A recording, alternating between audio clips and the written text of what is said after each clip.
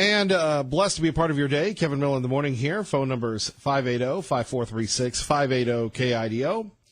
With us now to talk about gun issues, gun violence, the author of several books, a member of the Federalist Society, and author of How the Anti-Gun Lobby Exploits the Parkland School Shooting and How Gun Owners Can Fight Back.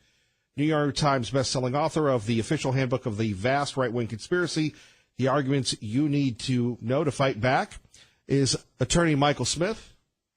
Mr. Smith, thank you for joining us once again here in Idaho. Thanks, Kevin. Thanks for having me on. So what your initial reaction to the reaction of the terrible tragedy in Toronto, sir? Well, obviously, my first reaction was, I wonder if this is an act of terrorism. But either way, regardless of the motive of the person, my first reaction was, I wonder how the anti-gun people are going to react to the fact that in Canada, you're not allowed to carry guns, either open or concealed. And here we have a mass shooting in Gun Control Canada.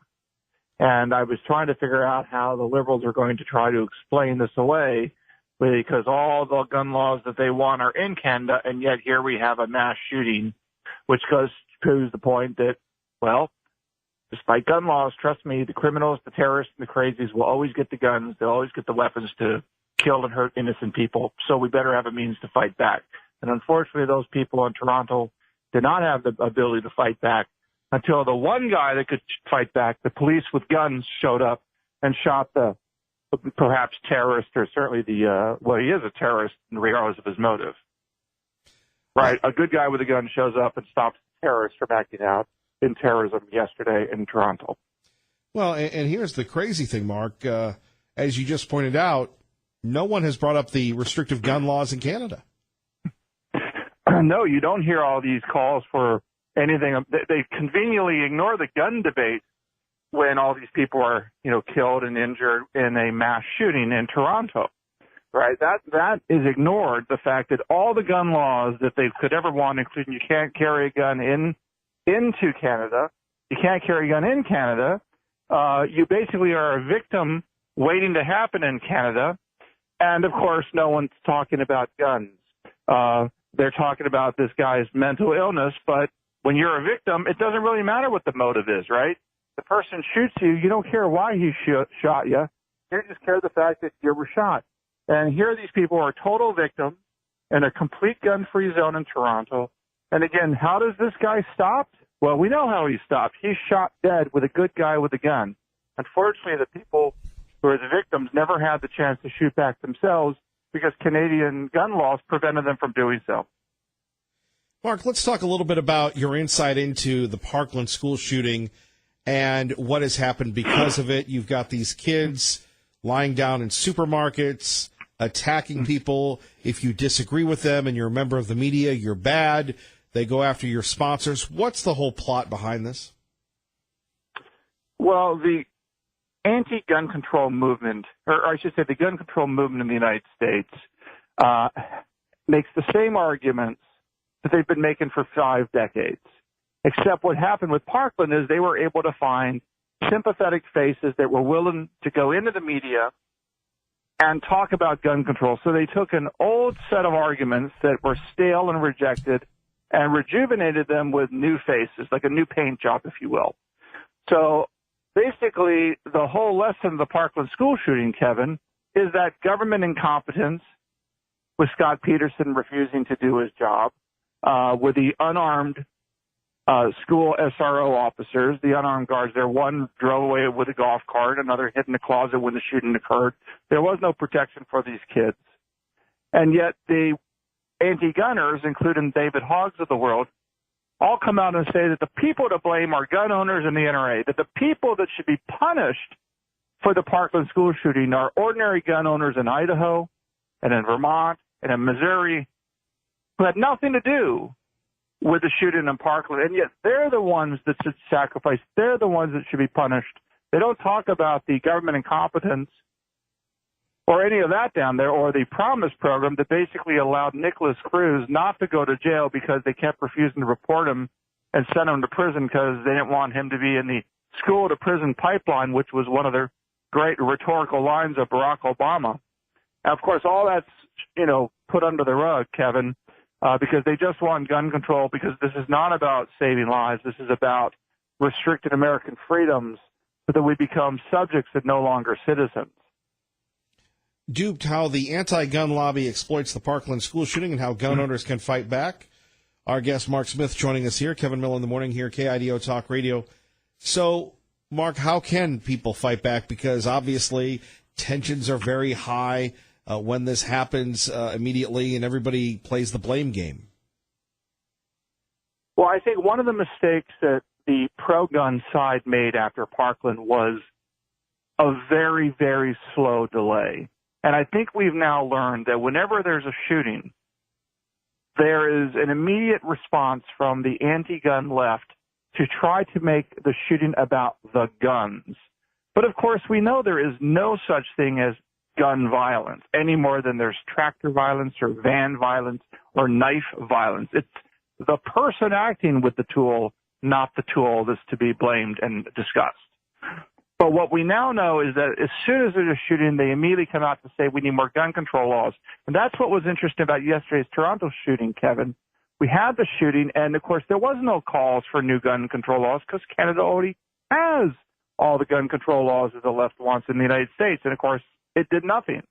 So what we need to do is whenever there's a shooting is to immediately make sure we get out front and talk about that. We have to talk about the perpetrator and the fact that the police, even though I like police, are often not there to protect you. They're not the first responders. They're the second responders.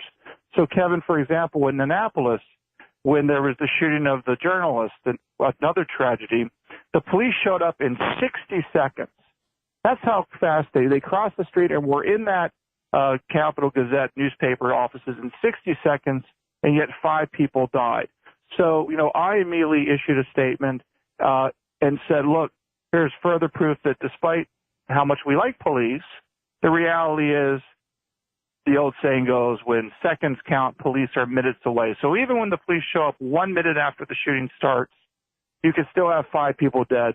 So it's much better to have the people have the option to be armed so they can fight back, because often they're the ones who are the real first responders and not the police, who really are second responders who respond to a problem that a citizen has and then calls the police. Mark Smith joining us, how the anti-gun lobby exploits the Parkland school shooting and how gun owners can fight back. You can get that on Amazon, Barnes & Noble, and other places. Where do you think we're going in this era, Mark? As someone who has participated in government, you're a member of the New York, you're vice president of the New York chapter of the Federal Society. You've been admitted to the U.S. Supreme Court bar. How have we shifted culturally, legally, from 8 years of Obama, who vilified the police, to where we are now with President Trump, sir? I think we are, in many respects, as a society, better off on the gun question. I think that more people own guns. In fact, if you look at the data, we have more gun owners in the United States than ever before. We have more guns in the United States in private hands than ever before. We have more concealed carry holders in the United States than ever before. So in many respects, we're doing great on the gun question. But in other respects, we have to be very careful, because the elites, and I describe them as the mainstream media, the Hollywood celebrities, and the owners and controllers of social media, the Twitters and YouTubes of the world, are rabid anti-gunners. And I think there's the election of Donald Trump and the crazy response of the left to it shows we have a divide in the country between ordinary traditional Americans that love America and believe in America and its traditional values, and a group of people that simply do not believe in that. They want America to become more like Western Europe, and there's a fight. And the issue for our side, the pro-gun side, is that the levers of power in most of the institutions in the United States are controlled by anti-gun liberals, whether it be the big foundations, unelected bureaucrats in government, the deep state, if you will, the universities. So the pro-gun side, while we win with the people, we have a problem with the elites, and the elites control a lot of the messaging and narrative that goes on in the world today. And that fight we can see played out every day when you look at how so many of the elites react to Donald Trump and how angry they are that he's elected. But the people are on our side, but the elites are not. Boy, what would have happened if Hillary Clinton had been elected? Well, if Hillary Clinton were elected, we'd have had Merrick Garland replacing Antonin Scalia, which means that I would predict that this coming year we would have had a Supreme Court decision that reversed the Heller decision that said there's an individual right to bear arms. And the Hillary Supreme Court would immediately have said there is no personal right to own guns or to use guns in self-defense, that it's owned only by the National Guard, which is all hooey, by the way. But that's what we would have had.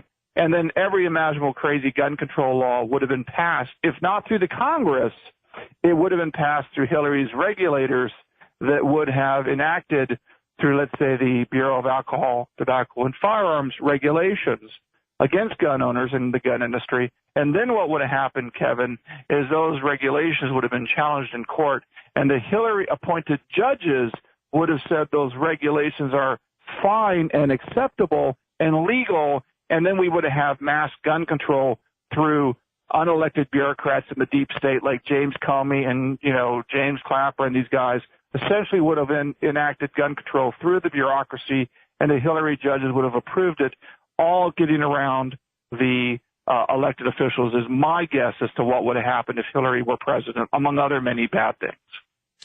Mark, what do you make of Brett Kavanaugh? I think Brett Kavanaugh is going to be great for us. You have a guy that's on record in a 25-page single-spaced dissent explaining in great detail how, under the Second Amendment, you cannot even have assault rifle bans. And he's really like the only judge, or one of the very few judges in the United States that's ever written such an opinion. And, what you really want on the Supreme Court, you do want a vote for your side. It's most important to get 5 votes, Kevin, so you win on an issue. But it's also important to have smart votes, because smart people on your side have the ability to bring along other judges. They have the ability to persuade their colleagues to vote along with them. And I think Brett Kavanaugh is great on all the issues, but I also think he has the added advantage of being really smart, and I think therefore able to bring along other judges to his side of the aisle on critical issues that our side favor. So I think he's going to be very good. Although he's a great judge, I think he'll be very good for advancing traditional American values and for advancing the Constitution as it was understood by the Founding Fathers, and not by a bunch of 1960 graduates of liberal law schools that advance the liberal agenda through the courts. Finally, how close are we to losing the Second Amendment? You gave us a scenario where Heller would have been overturned. People don't understand how close Heller was. Well, yes.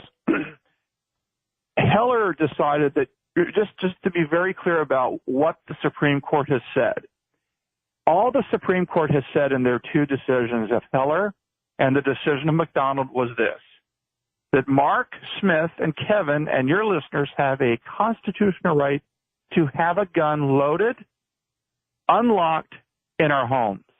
The U.S. Supreme Court, as of now, at least in the 20th century, has not said anything about whether or not we have a right to have a loaded gun outside of our homes. So there is no constitutional right under the Supreme Court's law of the land to conceal carry or to own an AR-15, let's say. So those are really unresolved questions by the Supreme Court, which has never taken those questions up. So, if we don't start advancing the ball a little bit more with the Supreme Court, we will have a right in paper, but in practice, it's not going to do us much good or give us much protection. And remember, in the Soviet Union, you have all sorts of constitutional rights in the Soviet Union, but you had no ability to enforce them. So, of course, while you had the right on paper, you really did not have the right in the real world. And that's what we got to watch out for with the Second Amendment. We don't want it to be just rhetoric. We want it to be real. So if someone tries to take your guns away, you can go to court and get it reversed and protect your rights using the courts. Well, and as we know, people are trying to take our guns away. Yes, they very much want the people on the left that believe in government over the people definitely want to take away our guns, undeniably, and they want us to be totally dependent on the government. And that doesn't mean just for welfare and education. That means they want us dependent on the government for our self-defense and protection. They not only want to outlaw guns, in my view, they want to outlaw the right to self-defense, so that if someone comes to, hurt us or our family, our only recourse is to pick up the phone and call up a taxpayer-funded government official to show up and take care of us from cradle to grave. And that makes us subjects and not citizens. And this country was founded in a fight over gun control as the British tried to take the arms in Lexington and Concord, Massachusetts. And in that fight over gun control, Americans fought back. And, we're in another fight about gun control today. Mark W. Smith joining us here. Hashtag duped, how the anti-gun lobby exploits the Parkland school shooting and how gun owners can fight back. Finally, Mark, what you talked about was so important, the founding of the Republic. And today we're in a battle for ideas where you have a socialist candidate for president, the belle of the ball, socialism running amok among the millennials. Really is contrary to what this nation was founded on. Yes, and I think that I will give credit to the anti-American left for one critical thing they've done. They have taken control of the education establishment. They've taken control of most of the educational schools that teach our teachers, and they've co-opted the public school teachers and the public school unions in so many ways that I'm not surprised that so many of these young kids learn something other than traditional heroic American history. They learn the sort of communist guide to American history, if you will. And when they graduate from high school, and even worse, when they graduate from college, Kevin, it's almost as if they have to be retaught American history all over. They got to be retaught American history and unlearn everything that they learned in public schools taught to them by government workers. Remember, public school teachers are government employees, and they are, they have an agenda like many government employees do. And we have to recognize that fact. And I think that's why a lot of these kids are really, they don't know the story of Pearl Harbor. They don't know the story of the American Revolution. And they're taught lessons like the history of America is about enslaving. We had slavery. We oppressed women. We oppressed gays. They talk all about that stuff. But, of course, they never compare the United States with all the other countries of the world to show just how great we are.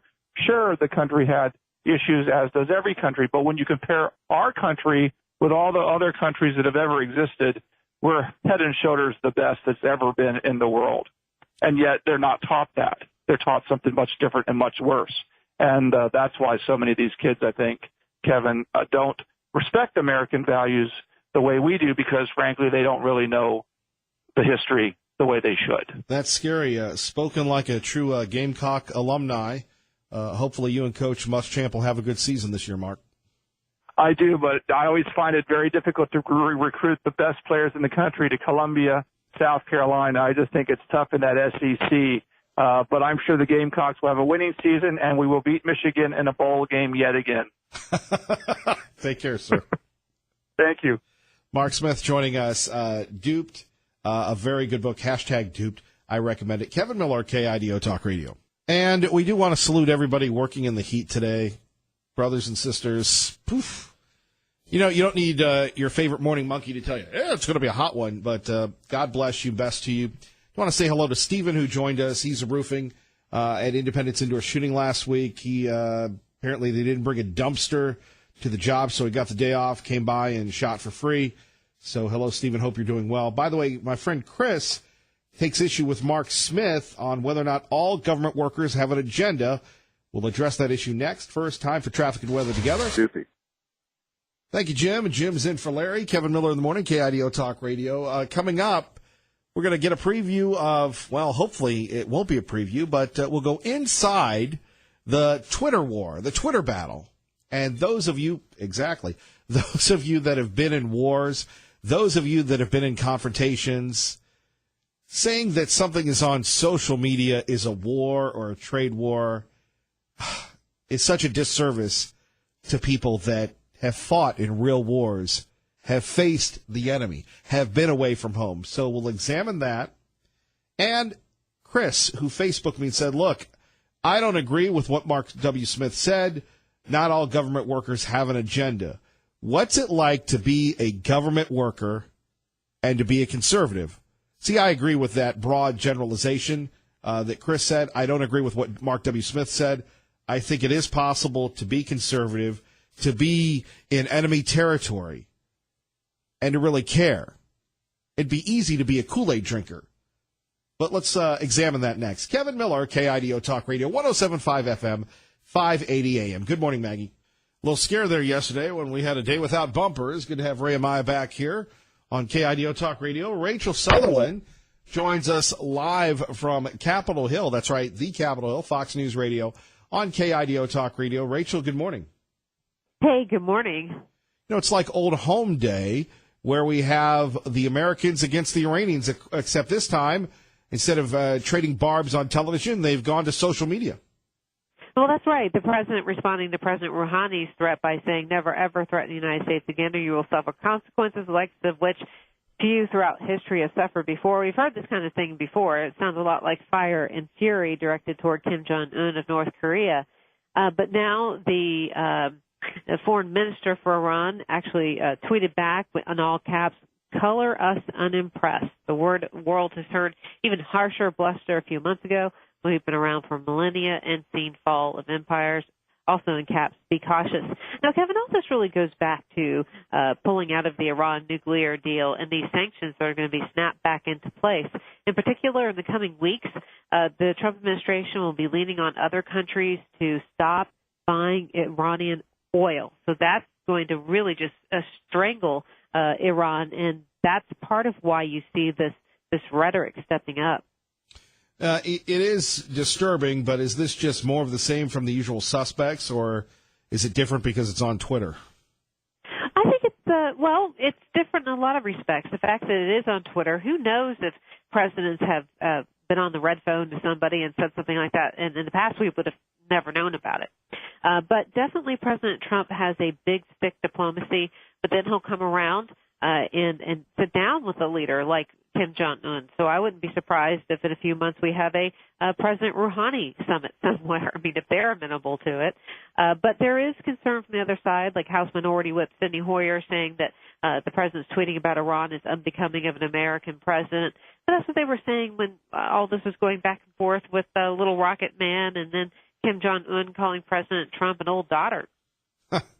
The challenge, I think, Rachel, is, and not to diminish the ever dangerous folks from North Korea, but the Iranians it's personal for so many Americans because of what happened in 1979. Such an impact on all of us, you know, whether it was the lost opportunity, you have the Iranian people for years wanting to become part of the Western alliance, the Western nation, and being repressed by the mullahs. It to me, and maybe I'm wrong, but it seems more personal than any other foe that we've really come up against because of what happened in '79, when they took over the embassy. Well, that could be. There's a lot of past history between the U.S. and Iran, which is painful, and so you point that out. So there could be a difference there. But with the Trump administration, what they're doing is this campaign of maximum pressure in the same respect that they were doing to North Korea, maybe in the hopes of driving them to the table or to at least abandon their nuclear ambitions. Because really the Iran nuclear deal, much of the criticism with it has to do with the sunset provisions that were in it. It would just simply put off Iran racing toward becoming a nuclear power. So in this case, I would expect to see more of this kind of thing. But I would imagine the State Department is working the back channels and having communications with Tehran. But as it grows closer, when we're talking about these sanctions where it would be targeting the oil exports, that's something that Iran's not going to just take lying down. Rachel Sutherland, as always, with the president, to be continued. Thanks. All right. Hopefully they won't take her security clearance. Before we get to a couple other issues, I do want to get to a couple of Sean Hannity points. By the way, don't forget Glenn Beck, Sean Hannity, Dave Ramsey, Lars Larson right here at KIDO Talk Radio. But Sean makes some good points yesterday concerning the FISA warrants. He had Carter Page on yesterday, not only on his TV show, but on the radio show that you can hear exclusively here at KIDO Talk Radio. And Sean was making these very valid points concerning the FISA application that was false, and we'll get to that in a minute. But back to the idea of government workers. Greg texting in, look, I was a government worker for years, and there's no more bigger conservative than myself. I agree with you, Greg. And what happened was, last half hour, we had a gentleman by the name of Mark W. Smith, great guy, best-selling author, and made the statement that government workers have government agendas, and you've got to make sure to inoculate your kids, your family, everyone else. And on one hand, I think that the permeation of the politically correct propaganda has helped shows like this, shows like Sean's and Lars's, based on the fact that this is where we go. It's a safe space to discuss issues relevant to everything. And even today, when we call American values, they used to be American values. Now we call them traditional American values, traditional family values, right? And this is the place. It's great for talk radio. I don't know if it's great for society. And the point I'm trying to make at 580-5436-580-KIDO is we have a lot of work to do to try to save this country. Well, Kevin, you do a show and say, no. If you've ever been in private conversations with kids, this younger generation, we have to evangelize. And those of you that are young, those of you that are conservative, God bless you. You're growing up in the toughest times. We had Reagan. We had Nixon. These kids today had Clinton. Well, those are the old kids. The new kids, they had Obama. Right? And when you're indoctrinated in school, at home, on social, in the media, that whatever the president does is wrong and whatever Mr. Wonderful did was right. You know, think about this. As Bernie Sanders talks about socialism, so I guess that 200 years of American history, the founding fathers were wrong, right? Of course, in schools, in some schools, they teach the founding fathers were bad people. They were racist. They were bigots. They were slave owners. Well, they weren't perfect, but they sure gave us a great country. They sure gave us the longest living, breathing constitution in world history, where the people ruled, not a despot, not a monarch, not a dictator, but the people. Right? At 580-5436-580-KIDO. So we have to make those cuts. We have to make those efforts. Now more than ever. Sometimes I think we lose track of that. But back to government workers, I mean, it's easy to vilify people. It's easy to say all state workers vote for one political candidate. All state workers did this. There are a lot of good people that work for the government, a lot of good people that are teachers, a lot of good people that are conservative. I feel sorry for them, not because of their chosen profession, thank you for your work, but because they don't have the freedom of speech in the workplace. One could argue, I won't say where, hypothetically here, that I don't have the freedom of speech in my workplace. You know, the libs run wild. And you can get into a debate, a screaming match with people, or you can choose to do your work. I choose to do my work, right? The folks in Libville or the libs remind me of the little kid or the person, the adult. They can dish it out, but they can't take it, right? They sure love to dish it out, but they sure can't take it. Joining us now, Gem State Patriots Prince, celebrating 5 years of Facebook friendship. Tea Party Bob joins us now at KIDO Talk Radio.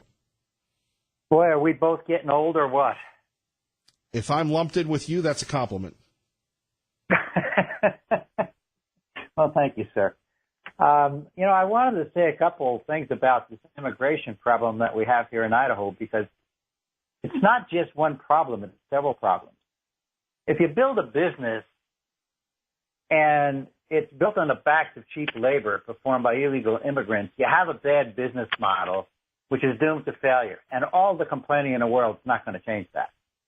When you build a business that requires cheap labor, you run the risk of not being able to find the labor when you have wage and price inflation, because as wages go up, prices need to go up. And if your product is not price elastic, along with the labor costs, you're going to be out of business real soon. So Idaho, being primarily an agricultural state, has a great need for the H-2A workers. Total applications in Idaho for agricultural business seeking those workers increased 32% in 2015 to 17. Now, with 2.8% unemployment rates out here now, it's difficult for agricultural-based businesses to find low-wage workers. Dairy industry alone requires 8,500 workers, and 75% of those workers currently we figure are illegal. The difference between the crop and the dairy farmers is the crop farmers are able to get the necessary visas, but the dairy farmers can't because their workers are needed year-round. So if the farmers want to maintain their workers, they should be lobbying to change the laws that will allow more of these visas to be issued, not trying to bring in and keep more illegal aliens here to work in Idaho. Well, I think that's what they want, though, with immigration reform. Well, they want to change the laws. But let's do it legally if we're going to do it. We don't want to bring them in illegally. Bringing in illegal immigrants is not going to solve the problem. I disagree with you.